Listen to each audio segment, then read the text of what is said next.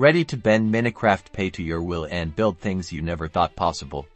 Let's unlock the power of the command block. First, launch Minecraft Pay and either create a new world or open an existing one. It's important to note that command blocks only work if cheats are enabled, so we'll take care of that now.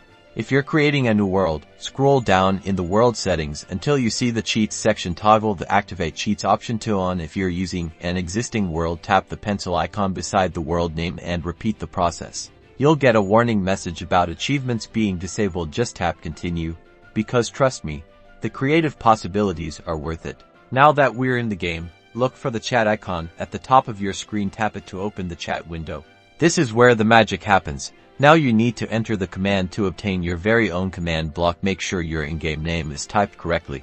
Congratulations! You should now have a command block in your inventory. You can place it down like any other block. Tap the command block to open its interface. This is where you can enter commands to automate tasks, create custom game mechanics, and build amazing contraptions. Experiment with different commands and unleash your creativity.